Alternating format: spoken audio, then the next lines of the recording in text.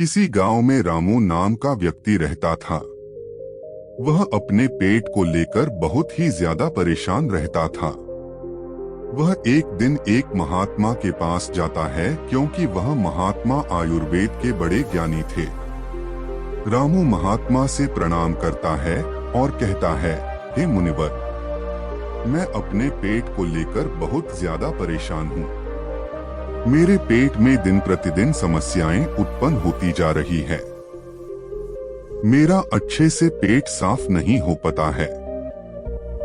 मेरे पेट में बहुत ज्यादा जलन और दर्द होने लगता है। इसके अलावा मुझे मल त्याग करने में भी बहुत ज्यादा होती है। अगर मैं संक्षेप में कहूँ तो मेरे पेट की पाचन क्रिया समय से पहले ही मेरा साथ देना छोड़ रही है। हे मुनिवर, कृपया आप मुझे कोई ऐसा समाधान बताइए जिससे मैं अपना पेट आसानी से साफ कर सकूं और पेट की इन सभी समस्याओं से हमेशा हमेशा के लिए निजात पा सकूं। पहले तो उस महात्मा ने रामू की सभी बातों को ध्यान पूर्वक सुना और फिर कहा, हमारे आयुर्वेद के सिद्धांत के अनुसार जितना समय आपको पेशाब यानी कि टॉयलेट करने में लगता है, उतना ही समय पेट साफ होने में लगना चाहिए, तभी आप स्वस्थ हैं। लेकिन बहुत सारे लोग टॉयलेट में बहुत देर तक बैठे रहते हैं, मोबाइल चलाते रहते हैं, न्यूज़पेपर पढ़ते रहते हैं, लेकिन उसके बावजूद उनका पेट साफ ठीक से नहीं हो पाता और इसी कारण से उनके मन का संतुलन पूरे दिन बिगड़ा रहता है। बेचैनी, घबराहट, किसी काम में मन न लगना, ये सब ठीक से पेट साफ न होने की वजह से ही होता है। जब भी आप अपनी किसी भी बीमारी का इलाज आयुर्वेदिक पद्धति के अनुसार करवाते हैं तो सबसे पहले आपके पेट की सफाई की जाती है। यह अपने आप में पूरा इलाज नहीं है, लेकिन यह शरीर के सुधार के लिए बुनियादी वातावरण पैदा करता है। कोई भी दवा तभी ठीक प्रकार से काम करेगी जब आपका पेट साफ होगा, वरना तो आप कितनी भी दवाइयां ले, कितना भी इलाज कराएं, कोई फर्क नहीं पड़ने वाला। शरीर हमें संकेत भेजता रहता है कि हमारा पेट साहब ठीक से नहीं हो पा रहा है। जैसे कि पसीने में से दुर्गंध या मुंह में से दुर्गंध। अगर वहां से दुर्गंध आ रही है तो हमें समझ जाना चाहिए कि हमारा पेट ठीक से साफ नहीं हो पा रहा है और हमें इसका हल ढूंढना होगा। ठीक से नींद न आना, मानसिक समस्याएं, ये सारी चीजें पेट साफ ना होने के कारण ही पैदा होती है। फिर रामू ने कहा कि महात्मन, हमें अपना पेट साफ कैसे करना है? महात्मा ने कहा, आज मैं आपको पेट साफ करने के लिए कुछ प्रभावी आयुर्वेदिक जड़ी बूटियों और तरीकों के बारे में बताऊंगा। ये जड़ी बूटियां आपको कब्ज से भी छुटकारा दिलाने में मदद करेंगी। महात्मा की इन्हीं बातों को सुनकर रामू बहुत ज्यादा उत्साहित हो जाता है और कहता है, महात्मन, कृपया आप मुझे उन सभी तरीकों के बारे में जानकारी दो जिससे मैं अपना पेट हमेशा के लिए स्वस्थ और साफ रख सकूं। पेट साफ करने के आयुर्वेदिक तरीके। पहला तरीका। इसके बाद महात्मा पहला तरीका बताते हुए कहते हैं, सबसे पहले हमें ये समझना चाहिए कि आज के समय में हमारी दिनचर्या और हमारा खानपान पूरी तरह से बदल चुका है और उसी बदलाव की वजह से हमारे शरीर में नाना प्रकार की बीमारियां पैदा होती हैं और हमारा पेट भी ठीक से साफ नहीं हो पाता। उदाहरण के लिए, आज के समय में ज्यादातर लोग फ्रीज का पानी पीते हैं जो कि बहुत ठंडा होता है और जितना ठंडा पानी आप पिएंगे, आपके पेट में जमा गंदगी उतनी ही सख्त होती जाएगी और इसी कारण से कब्ज जैसी बीमारियां पैदा होती है। अगर पानी को गर्म करके गुनगुना करके पिया जाए तो पेट की गंदगी बड़ी आसानी से बाहर आ पाएगी। सुबह उठते ही 2 गिलास गुनगुना पानी करके आराम से घूंट घूंट करके पिएं। कुछ लोगों को लग रहा होगा कि घूंट घूंट पानी करके पीने में बहुत समय लगेगा, लेकिन अगर यहाँ पर समय नहीं लगाएंगे, टॉयलेट में समय लगेगा। ये सबसे आसान और घरेलू नुस्खा है जो सब लोग अपना सकते हैं। बस संयम और नियम की जरूरत होती है। देखिए, ठीक तरह से पानी पीना आपकी बहुत सारी बीमारियों को खत्म कर सकता है। जितना हो सके दिन में ज्यादा से ज्यादा पानी पिए, लेकिन याद रहे ठंडा पानी पीने की बजाय गर्म करके एक गुनगुना पानी पिए। आजकल बाजार में ऐसी बोतलें भी आती है कि जिनमें आप जैसा पानी डालेंगे पानी वैसा ही रहेगा, तो आप ऐसी बोतल ले सकते हैं और पानी गर्म करके गुनगुना करके उस बोतल में डाल सकते हैं, और जब भी आपको जरूरत महसूस हो आप दिन में उस पानी को पी सकते हैं। लेकिन पानी के संबंध में एक बात जरूर याद रखना कि खाना खाते ही पानी नहीं पीना है। इससे आपकी पाचन क्रिया बाधित होती है। हमारे पेट में जठराग्नि जो होती है वो खाने को बचाने का काम करती है, और जब हम खाना खाने के बाद झट से पानी पी लेते हैं तो जठराग्नि शांत हो जाती है और हमारा खाना ठीक से पचा नहीं पाता। इसीलिए खाने के तकरीबन आधे से पौने घंटे तक पानी न पिए। ये भी पता होना चाहिए कि पानी को किस तरह से पिए। एक तो खड़े होकर पानी ना पिए। खड़े होकर पानी पीने से घुटनों में और जोड़ों में दर्द की समस्या पैदा होती है। पानी को बैठकर घूंट घूंट करके पिए, वही पानी सबसे ज्यादा लाभकारी होता है। दूसरा तरीका, इसके बाद महात्मा ने रामू को दूसरा तरीका बताते हुए कहते हैं कि खाना खाने के बीच में कम से कम 5 घंटे का अंतर होना चाहिए, जिससे कि जो खाना आपने खाया है वो ठीक से हजम हो सके, उसका पाचन ठीक से हो सके। जब हमारा शरीर पाचन की क्रिया कर रहा होता है तब शरीर के बाकी क्रियाएं धीमी रफ्तार पर चलने लगती है। कोशिकाओं के स्तर पर शुद्धिकरण धीमी रफ्तार पर चलने लगता है, और इस कारण शरीर अपनी गंदगी खुद साफ नहीं कर पाता। लेकिन अगर आप खाने के बीच में कम से कम 5 घंटे का अंतराल देते हैं तो इससे आपके शरीर को पर्याप्त समय मिलता है कि उसकी कोशिकाएं खुद अपनी गंदगी, अपने शरीर की गंदगी साफ कर सके। पश्चिमी भाषा में हम इसे इंटरमिटेंट फास्टिंग भी बोलते हैं, लेकिन इंटरमिटेंट फास्टिंग में ज्यादा समय तक भूखा रहना पड़ता है। उसको हम अर्ध उपवास भी बोल सकते हैं। तीसरा तरीका, अब महात्मा ने रामू को तीसरा असरदार तरीका बताते हुए कहते हैं, अपने पेट को साफ करने के लिए हमें ये समझना होगा कि जो लार होती है वही हमारे खाने को पचाने का काम करती है।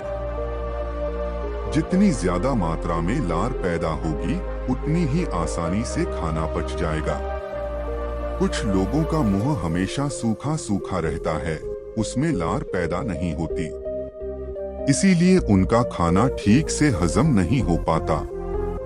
इसके लिए जरूरी है कि हमारा शरीर सही मात्रा में लार पैदा करे। उसके लिए हमें ज्यादा से ज्यादा सलाद खाना चाहिए। सलाद खाने से लार पैदा होती है, फाइबर होते हैं उसमें, जिससे हमारा खाना आसानी से हजम हो जाता है। इसके अलावा खाना खाने के बाद कुछ मीठा खाया जा सकता है। जिन लोगों को शुगर या डायबिटीज नहीं है वे आसानी से मीठा खा सकते हैं, और वो मीठा खाने के कारण उनके शरीर में लार पैदा होने लगती है, जिससे कि पाचन क्रिया आसान हो जाती है। अगर आप सलाद को खाना खाने से पहले खाते हैं तो वो ज्यादा लाभकारी होता है। उससे आपकी भूख बढ़ती है और आपके शरीर में लार पैदा होनी शुरू हो जाती है। चौथे तरीके, इसके बाद महात्मा ने रामू को चौथे तरीके में अपनी आहार नली को साफ रखने के बारे में बताया। उसको हम कैसे साफ रख सकते हैं? देखिए, आहार नली में से ही खाना हमारे पेट में जाता है। अगर आहार नली ठीक से साफ नहीं होगी तो हमारे खाने के साथ ऐसे कीटाणु हमारे पेट में पहुंचेंगे जो हमारे शरीर को नाना प्रकार से नुकसान पहुंचाएंगे। इसलिए जरूरी हो जाता है कि जो आहार नली है उसमें जो कीटाणु है उनकी ठीक से सफाई हो जाए, और इसके लिए सबसे ज्यादा लाभकारी होता है नीम। एक ऐसा दिव्य पेड़ है जो भारत में बड़ी आसानी के साथ उपलब्ध हो जाता है। हर जगह मिल जाता है। नीम की पत्तियों को और हल्दी को पीसकर एक छोटी सी गोली बन जाती है। कुछ दिनों तक सुबह उठकर उस गोली को पानी के साथ सीधा गटक लिया जाए, जिससे कि आपकी आहार नली पूरी तरह से साफ हो जाए। हमेशा नहीं करना है, ये सिर्फ 7 दिनों तक करें। 7 दिनों में आपकी आहार नली पूरी तरह से साफ हो जाएगी। हर 3 महीने में इसको दोहराते रहें, जिससे कि आपकी आहार नली समय समय पर साफ होती रही और आपके पेट में ऐसे कीटाणु कभी ना पहुंच पाए जो आपकी पाचन क्रिया को बाधित करते हैं।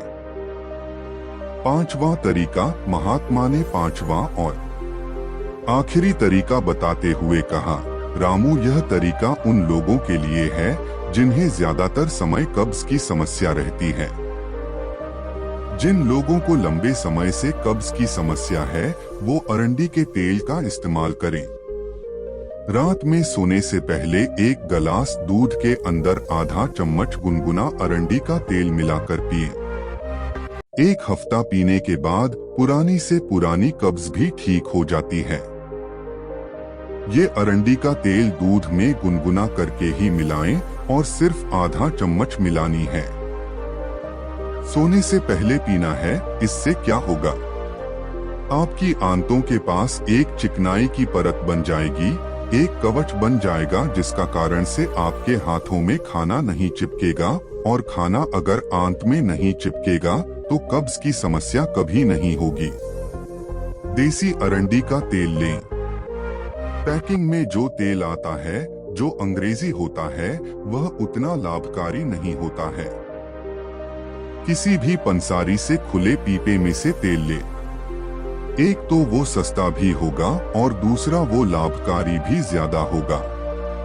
इसके अलावा सोने से पहले त्रिफला का भी सेवन किया जा सकता है। आंवला, बहेड़ा और हरड़ ये 3 ऐसे जादुई फल हैं जिनसे मिलकर त्रिफला बनता है। इन तीनों की अलग अलग खूबियां हैं, लेकिन अगर ये तीनों एक साथ मिला दिया जाए तो इनकी दिव्यता, इनके गुण और भी ज्यादा बढ़ जाते हैं। रात को सोने से पहले गुनगुने पानी के साथ आधा चम्मच त्रिफला का सेवन किया जाए। शरीर की सारी गंदगी बड़ी आसानी से साफ हो जाएगी। कोई प्रयास नहीं करना पड़ेगा, कोई जोर जबरदस्ती करने की आवश्यकता ही नहीं रहेगी। तो ये कुछ आसान से घरेलू उपाय थे जिनको अपनाकर कोई भी अपने शरीर को स्वस्थ रख सकता है, अपने पेट की ठीक से सफाई कर सकता है। भोजन के 3 नियम। पेट साफ करने के बाद महात्मा ने रामू से कहा, रामू, अब मैं आपको भोजन के उन 3 नियमों के बारे में बताने जा रहा हूँ, जिसे अपनाने पर पेट से संबंधित कोई भी बीमारी नहीं होगी, क्योंकि पेट में होने वाली बीमारियां हमारे खानपान पर निर्भर करती है। पहला नियम। महात्मा ने पहला नियम बताते हुए शुरू किया, अपने आहार में 40 से 50% सजीव भोजन शामिल करें। चाहे वह फल हो, हरी सब्जियां हो, सूखे मेवे हो या अंकुरित अनाज हो, कुल मिलाकर इसे पकाया नहीं जाना चाहिए। ज्यादातर लोग मृत भोजन खाते हैं और फिर स्वस्थ रहने की उम्मीद करते हैं। मृत भोजन खाने का मतलब है कि हम किसी मृत चीज से जीवन निकाल रहे हैं, इसलिए इसमें कुछ लगेगा। हमारे शरीर से ऊर्जा निकलती है तो यह हमें ऊर्जा देती है। भोजन को पचाने के लिए आवश्यक सभी पाचक रस न केवल शरीर में पाए जाते हैं बल्कि उस भोजन में भी पाए जाते हैं। लेकिन जब हम उस भोजन को पकाते हैं तो उसमें से बहुत से पाचक रस नष्ट हो जाते हैं। और जब हम बिना पाचक रसों के खाना खाते हैं तो हमारे शरीर को उन सभी पाचक रसों को दोबारा बनाना पड़ता है जो नष्ट हो गए हैं। लेकिन किसी व्यक्ति का पाचन तंत्र कितना भी अच्छा क्यों न हो, वह उन सभी पाचक रसों को दोबारा नहीं बना सकता जो नष्ट हो गए हैं। दूसरा नियम। रामू ने पूछा, महात्मन दूसरा नियम क्या है? महात्मा ने कहा, दूसरा नियम शुद्ध शाकाहारी भोजन खाएं। यानी जो भोजन पेड़ों से मिलता है, जानवरों से नहीं। मांस, मछली, अंडा न खाएं। प्रकृति ने हमारे शरीर को जानवरों को खाने के लिए नहीं बनाया है। तीसरे नियम। महात्मा ने तीसरे नियम बताया कि बासी भोजन या लंबे समय तक रखा हुआ भोजन नहीं करना चाहिए। 70वें अध्याय के 10वें श्लोक में भगवान श्री कृष्ण कहते हैं कि जो भोजन पकाया जाता है उसे पकाने के 3 घंटे के भीतर ही खा लेना चाहिए, क्योंकि 3 घंटे के बाद वह भोजन तामसिक हो जाता है और उसमें से जीवन समाप्त होने लगता है। इसीलिए भारतीय यौगिक संस्कृति में पका हुआ भोजन किया जाता है। 3 घंटे से ज्यादा रखा तो खाया नहीं। हमारे पूर्वजों ने भी इसी नियम का पालन किया था, इसलिए खाना सीधे चूल्हे से उनकी थाली में आ जाता था। लेकिन आजकल ज्यादातर लोग सुबह का खाना शाम को खाते हैं और रात का बचा हुआ खाना सुबह खाते हैं और कई बीमारियों को निमंत्रण देते हैं। महात्मा ने रामू को तीनों नियम बताने के बाद अपने ध्यान केंद्रित में लग गए और रामू ने महात्मन को प्रणाम किया और वहां से चला गया।